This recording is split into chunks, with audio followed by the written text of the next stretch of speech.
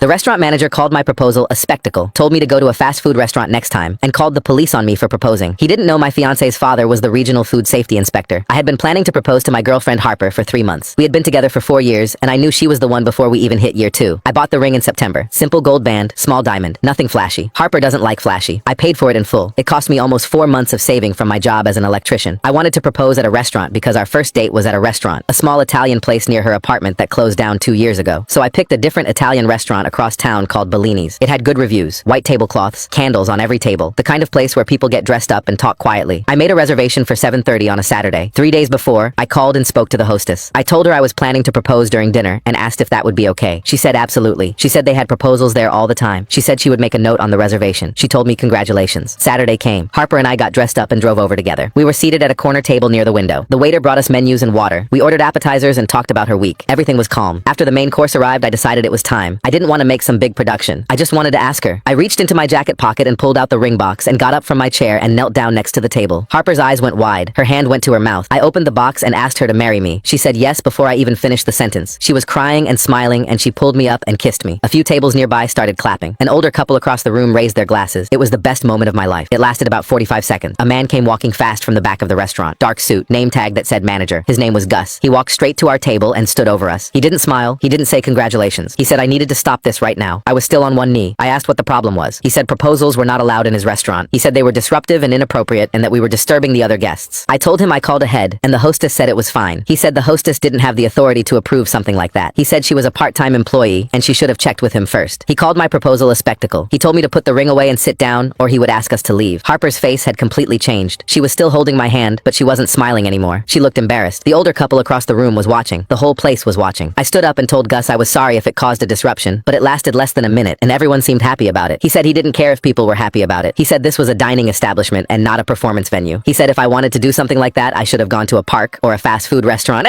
He said that to me while I was standing next to the woman I just asked to marry. Harper told him there was no reason to be rude. He said he was maintaining the standards of his establishment. Then he told us our meal was being comped and we needed to leave. He was kicking us out. I told him we didn't want a free meal. I told him I would pay for everything we ordered. He said it wasn't about the money. He said once a restaurant allows one proposal, then everyone thinks they can do it. And before long, people are bringing in balloons and musicians, and it turns into a circus. I asked him to let us finish quietly. He said no. I told him we were not leaving until we finished eating. He picked up his phone and called the police. He called the police on a man who proposed to his girlfriend at a dinner table. 2 officers showed up 15 minutes later. Gus met them at the door and pointed at us. The officers came over and asked what happened. I told them I had proposed and the manager asked us to leave. They looked at each other. One asked Gus if there had been any violence or threats. Gus said no, but we were trespassing because he had asked us to leave and we refused. The officer told us it would be easier for everyone if we just left. I didn't want Harper's night to get any worse, so I agreed. We stood up. I left 3 20s on the table for the waiter because none of this was his fault. We walked out. Harper didn't say anything in the car for a while. She was looking out the window. Then she looked down at the ring on her finger and said she loved it and she loved me and one bad manager wasn't going to ruin this. I held her hand the rest of the drive home, but I could see what the night had done to her. The smile she had when she said yes was gone. Whatever Gus took from her in those few minutes, he took it on purpose. The next morning I told Harper's father Ronaldo what happened. Telling him was harder than I expected. Not because he didn't believe me, because he believed every word. He sat at the dining table and didn't interrupt once. He had a cup of coffee in front of him and he didn't touch it the whole time I was talking. He looked at me and listened like he was recording every word in his head. When I finished, he just asked me one question. He asked me the name of the restaurant. That's when I remembered what Harper had mentioned months ago. Ronaldo wasn't just her dad. He was the regional food safety inspector. I told him about Ebony, the hostess, how she had said proposals happened there all the time. I told him about being called a spectacle, about being told to put the ring away, about being kicked out, and then I got to the part where Gus told me I should have gone to a fast food restaurant. That's when Ronaldo moved for the first time. He picked up his coffee mug, then set it back down real slow, like he was being careful not to break it. He said that to you? In front of my daughter? I nodded. I didn't know what else to say. Ronaldo leaned back. His jaw got tight. He was quiet for a few seconds. Then he said, I've been doing this job 22 years. Every restaurant in this region goes through me. Every single one. It wasn't loud or angry, just a fact. Like he was telling me the sky was blue, but there was something underneath it that made the hair on my arms stand up. I sat there feeling 2 things at the same time. Part of me was glad someone else was mad about what happened. Another part of me got nervous. I didn't want to be the guy who caused a whole big thing the day after getting engaged. I said, Ronaldo, I don't want to cause trouble. I don't want to make things worse. I just wanted you to know what happened. He looked at me a long time, not in a mean way, more like he was figuring out what kind of man I was. Then he said, you asked my daughter to marry you. You did everything right. You called ahead. You were polite. And this man called the police on you. That's not something I forget. He said, I'm not going to do anything outside the rules. I want you to hear that. But I am going to do my job. And my job is making sure every restaurant in this region is following the law. Harper walked in then, still in her pajamas, ring on her finger. She figured out what was happening fast. She said, Dad, you don't have to do that. Ronaldo's voice got softer but no less serious. He said, I'm not doing it because I have to. I'm doing it because a man who treats customers like that probably cuts other corners too. And if he doesn't, then he's got nothing nothing to worry about. Ronaldo opened his laptop and pulled up some database from the health department. He typed in the restaurant name. He said, last inspection was 14 months ago. They were due 6 months ago. Somehow it slipped through. He called his office right there at the dining table and scheduled a routine inspection for the following Tuesday. Then he looked at me and gave me a look that said it was done. Sunday afternoon, my phone rang from a number I didn't recognize. It was Ebony. She had gotten my number from the reservation file. She said, I told Gus I approved the proposal and he screamed at me in the back office. He put me on probation. I told her I was sorry. She said, that's not why I'm calling. He told the whole staff that if anyone talks about what happened, they're fired. He's saying you were aggressive and threatening. That's why he called the police. I stood there holding the phone, aggressive. I got down on one knee and asked a woman to marry me. I asked Ebony if the staff believed him. She said some of them were there and saw the whole thing, but they were scared of Gus. She said he ran that place like his personal kingdom. I called Ronaldo and told him everything. He was quiet a beat. He said, that's intimidation of employees. That's actually something I look at during inspections. Staff should be able to speak freely. If they can't, that tells me more than any checklist. That evening, Harper came home with her face tight. She said she had run into a friend who ate at Bellini's the night before. The friend told her Gus was sitting with a table of regulars, laughing, telling them he handled a situation over the weekend. Harper said, he's proud of it. He's actually proud of what he did to us. The anger came back like a wave, the kind that sits in your chest and makes your hands feel heavy. Monday, I almost talked myself out of the whole thing. I went to work and I couldn't focus. I kept running wires and thinking about the inspection. I sat on the edge of the bed thinking maybe I was being petty. Maybe this was too much. The guy was rude. Yeah, he was wrong. But getting the health department involved, maybe that was crossing a line. Then Harper walked in. She was in her pajamas and the ring was on her finger, catching the light from the lamp. She sat down next to me and she didn't ask if I was okay. She said, I keep thinking about the older couple who raised their glasses. Everyone in that room was happy for us. He was the only one who wasn't. She wasn't trying to convince me. She was just saying what was true, and hearing it like that made everything click. This wasn't about revenge. This was about a man who had a tiny bit of power and used it to make people feel small. He did it to me. He did it to Harper. He did it to Ebony. He probably did it to every person who worked for him. Near midnight, my phone buzzed. Ebony again. She said, Gus had the back of house deep cleaned today. Someone told him there might be an inspection coming. My whole body went cold. Somebody had tipped him off. If he cleaned everything up before Tuesday, Ronaldo might walk in and find nothing. And then it would look like the whole thing was made up. I called Ronaldo right then. I was talking fast and I could hear the worry in my own voice. Ronaldo laughed. A short one, like I had said something funny without knowing it. He said, good, let him clean. I didn't understand. He said, a deep clean the night before tells me they don't clean any other night. One night of scrubbing doesn't fix 6 months of neglect. Grease builds in layers. Expired food leaves traces. Temperature logs can't be faked overnight. The equipment tells a story, and one night of panic doesn't rewrite 6 months of it. He told me to get some sleep. Tuesday morning, Ronaldo left at 8 with his clipboard. Around 11, he texted me 3 words. Found some things. He got back around 6:30 carrying a folder under his arm. He set it on the dining table and pulled out a chair. He looked at both of us and said, I want you to understand that none of this is because of the proposal. Everything I documented is a real violation that puts real people at risk. Then he opened it. He went through it piece by piece, like a teacher going through a lesson. Photo of the walk-in cooler. Expired food items. Some weeks past date. One container had a label on it from over 3 weeks ago. Then the temperature logs. They had gaps. Some days weren't filled in at all. Some numbers looked like they were written in all at once, like somebody sat down and filled in a whole week at the end of the week. Then the dishwasher. It wasn't reaching the heat the water needs to hit during the final rinse to kill bacteria. Every plate and fork and glass going out to customers might not be fully clean. Then the hand washing station. No soap, no paper towels. Ronaldo looked at Harper when he said that part. He said, that alone is a critical violation. Their hands touch every plate that goes out. He let that sit a second. Then the ventilation hood. Grease buildup, thick and layered. Fire risk. Then a photo of cleaning chemicals stored on a shelf directly above a food prep surface. He said if one of those bottles leaked or got knocked over, it goes right into whatever's being prepared below it. This wasn't one item past date. This was a pattern. Then he told us how it went. He said Gus met him at the front, polite, offered him coffee. Ronaldo turned it down. The minute he started actually looking at things, Gus was right behind him every step. When Ronaldo found the expired food, Gus said, that cooler runs cold. The dates are conservative. When Ronaldo found the chemicals above the prep surface, Gus said, those were just moved there this morning. They're usually stored properly. Ronaldo said he had an excuse for everything. Every single thing. That's always the tell. People who run clean operations don't need excuses because there's nothing to excuse. Then he told us about the staff interviews. He said Gus's face changed when he was told he couldn't sit in. Gus tried to push it. Said as the manager he had a right to know what his staff was saying. Ronaldo told him that was not how it worked. The first employee was Eli, the waiter who served us that night, the one I had left 320s for. Eli was nervous, but once he was told the conversation was confidential, he started talking. He said the place had been in bad shape for months. Staff had complained. Gus told them to focus on the front of house. The deep clean Monday was the first real one in a long time. Ronaldo said Eli was honest and his statement matched everything the inspection turned up. Then Ronaldo closed the folder. Bellini's received a conditional fail, 30 days to correct every violation or face closure. He also filed a separate note about staff intimidation. Harper asked what happens to Gus. Ronaldo said, that's up to the owner. But when an owner gets a report like this, they usually want to know why their manager spent his time calling the police on customers instead of keeping the place safe. The next day, I was working a side job in the garage when my phone buzzed with a voicemail from a number I didn't know. I almost deleted it. Something told me to listen. It was Gus. I recognized him right away. That same controlled tone. Except now, there was something sharp underneath it. He said, I know exactly what you did. I know who her father is. I filed a formal complaint with the health department alleging that Ronaldo Creech conducted a retaliatory inspection based on a personal grudge. I have a lawyer. Your future father-in-law is going to lose his job. I stood in the garage with a wire stripper in one hand and my phone in the other and felt like the floor had tilted. I played it 3 times. Each time the words hit a little harder. Formal complaint, retaliatory inspection, personal personal grudge, lose his job. I put my tools down and walked inside. Harper was reading on her laptop in the living room. I didn't say anything at first. I just stood in the doorway holding my phone, and she looked up and knew right away something was wrong. She closed the laptop and said, "What happened?" I sat down next to her and played the voicemail on speaker. I watched her face while she listened. Her eyes got wide. All the color left her cheeks. When it finished, she just sat there staring at my phone like it was going to say something else. Then she said, "Can he actually do that? Can he get my dad in trouble?" I didn't have an answer. I called Ronaldo and played it for him. He went quiet a full minute. Then his voice came through, steady and calm. He said, "He can file whatever he wants. Every violation I documented is supported by photographs, temperature readings, and employee statements. My report will hold up against any review, but I appreciate the heads up." He explained that retaliatory inspection claims were a real thing and did get investigated. His office would assign a second inspector to review independently. If they confirmed his findings, the complaint dies. If they didn't, Ronaldo could face discipline. His voice didn't shake. He said, "I'm not worried. I did not cut corners. I did not exaggerate. If anything, I was lenient." He said he could have flagged harder but didn't because he wanted the report to be so clean nobody could question it. He said every photo had a timestamp. Every temperature reading was logged. Every employee statement was signed. After we hung up, Harper was sitting with her knees pulled up. She said, "I don't want my dad to get in trouble because of our proposal. Maybe we should have just let this go." I felt sick. 22 years of work, his reputation, his job, all because I proposed to his daughter and a manager lost his mind. An hour later, Ronaldo called back. Second inspector scheduled for Friday, unannounced. He said, "If that place is what I say it is, this ends Friday." Wednesday evening, Ebony called whispering low. She said, "Gus is making everyone re-clean. He's replacing the expired food. He's fixing the hand washing station. He told the staff that if the second inspector comes, everything better be perfect. Anyone who talks gets fired on the spot." I asked if Eli knew. She said, "Eli already gave his statement to your father-in-law. Gus can't unring that bell, but he's trying to make the physical evidence disappear before Friday." That's when the real fear hit. If Gus cleaned well enough, if the second inspector walked in and saw a spotless operation, Ronaldo's report would look wrong, like he made it up, and Gus's complaint would suddenly have teeth. Friday, I woke before the sun. I just lay there staring at the ceiling, listening to Harper breathe next to me. I couldn't go to the inspection. I couldn't go to Bellini's. I couldn't do anything except sit in my own house and wait for someone else to decide how this whole thing ended. Harper called in sick. We sat on the couch for hours. Every text made my chest tight. A text from a buddy about a job next week. An email from my bank. A notification from some app I forgot I even had. Each time my heart jumped and each time it was nothing. Harper and I sat there for 3 hours. Sometimes she would get up and walk into the other room and come back. Sometimes I would stand at the window and look at the street like I expected to see something out there that would give me an answer. Around 10, Ronaldo texted, "Second inspector just arrived. I'm not there. This has to be independent." At 1 in the afternoon, my phone rang. "Ronaldo." I put it on speaker. He said, "The second inspector completed the review." I said, "What happened?" My voice came out rough. He paused. Then he said, "Gus cleaned everything. Replaced the food. Fixed the hand washing station. The physical space looked better than when I inspected it." My heart sank. Harper grabbed my arm. Her fingers dug into my skin. Then Ronaldo said, "But that's not how inspections work." Harper's grip got tighter. He said, "I took dated photographs with metadata timestamps. The second inspector compared my documentation to the current state. Every photo I took has a date and time baked into the file. You can't change that. You can't fake it." He said, "A place that goes from 12 violations to 0 in 72 hours doesn't prove compliance. It proves concealment." The air came back into my lungs. Harper made a sound, something between a gasp and a laugh. Then Ronaldo said the second inspector also did staff interviews. Eli gave a full statement again. Same truth as before. 2 other staff members talked too. Scared, but more scared of lying with a badge across the table than they were of Gus. All 3 confirmed it. The place had been neglected for months. The deep clean was a panic response. The violations were real. Ebony provided a written statement. She described the threats, the screaming in the back office, the culture of fear. The second inspector's report didn't just confirm Ronaldo's findings. It went further. They added a new violation on top of everything else. Obstruction and attempted evidence tampering. Ronaldo said, "Gus's complaint against me has been dismissed. My report stands. The conditional fail has been upgraded to immediate temporary closure pending full remediation. The owner has been notified directly." Harper let out a breath, the kind that comes from somewhere deep. I asked about Gus. Ronaldo paused. He said, "The owner called my office an hour ago. He asked for both reports. He said he had no idea things had gotten that bad. He said, and I'm quoting him, 'I hired Gus to run a restaurant, not to call the police on customers while the place falls apart.'" Ronaldo let it sit. Then he said, "Gus was terminated this morning." Before the second inspector even finished, I didn't say anything. I couldn't. Ronaldo's voice got more personal then. Not softer exactly, but like he was talking to me as a person and not as the inspector who filed the report. He said, "I didn't do this for the proposal. I did this because a man who spends his energy humiliating customers and threatening his staff is not a man who keeps people safe. That's my job. Keeping people safe." He took a breath. Then he said, "But I'll admit, it felt a little better knowing he did it to my daughter and my future son-in-law." Harper laughed, wet and messy because she was crying at the same time, but it was real. The first real laugh I had heard from her since Saturday night. The ring caught the light on her hand. She smiled at me and said, "Still the best proposal I've ever gotten." The restaurant closed Friday afternoon. The doors stayed locked.